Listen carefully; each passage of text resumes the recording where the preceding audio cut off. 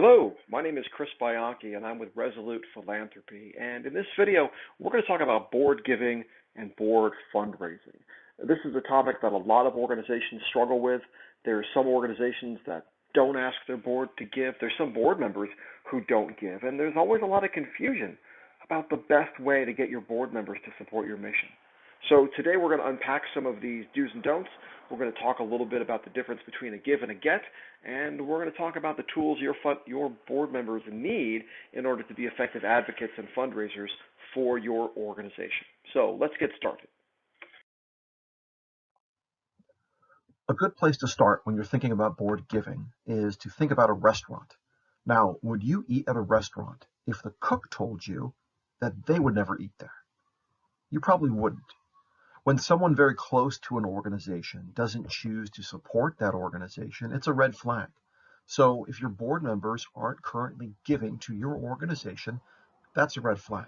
Your board members should know more than the average person about the scope, about the finances, about the leadership, and about the mission of your organization. If they know all those things and don't give, you could be in trouble. So make sure your board members are giving, and the way to get them to give is, of course, to ask them to give. Make board giving part of the expectations when they sign on to be a member of your board. Now, oftentimes board giving is divided into two categories, what's called a give and a get. A give indicates personal gifts from that board member, and a get indicates gifts that are solicited by or generated by that board member.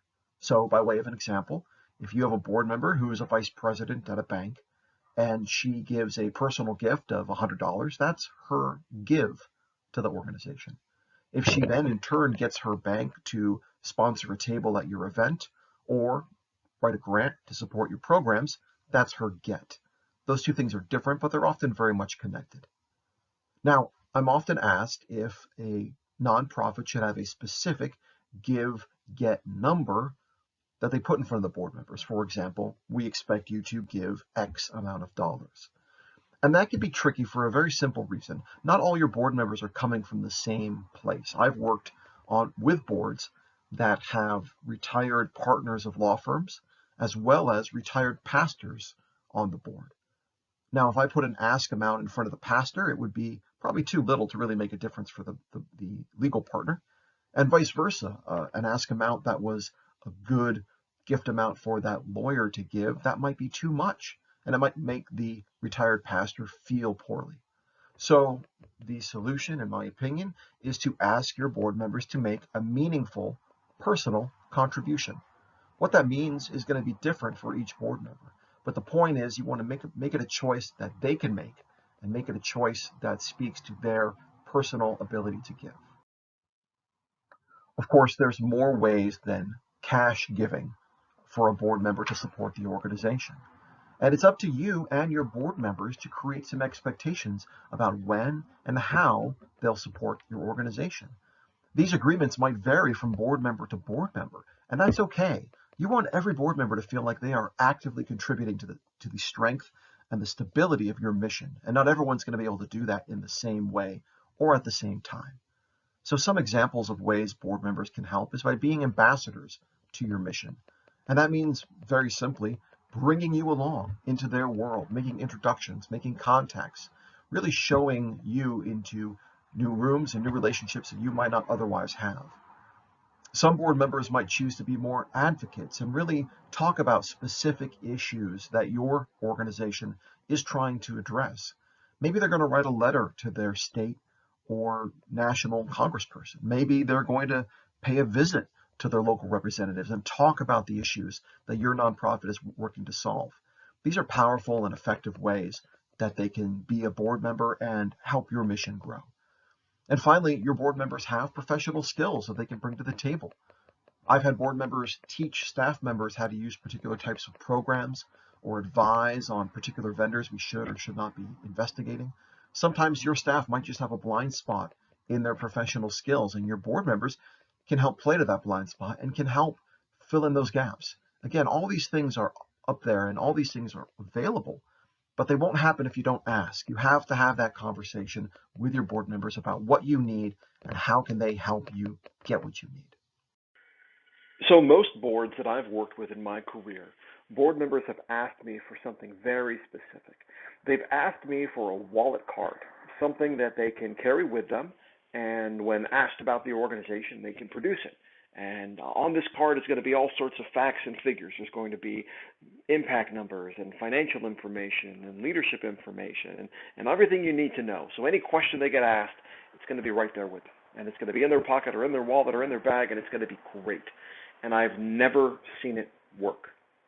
Because what happens is this. First off, it's not very organic to be asked a question and then to whip out a card and start reading from it. And then the organization ends up kind of getting caught in this cycle of constantly updating and re-updating and redistributing these cards. It becomes a project management situation. It doesn't help the organization, and it doesn't help the board member.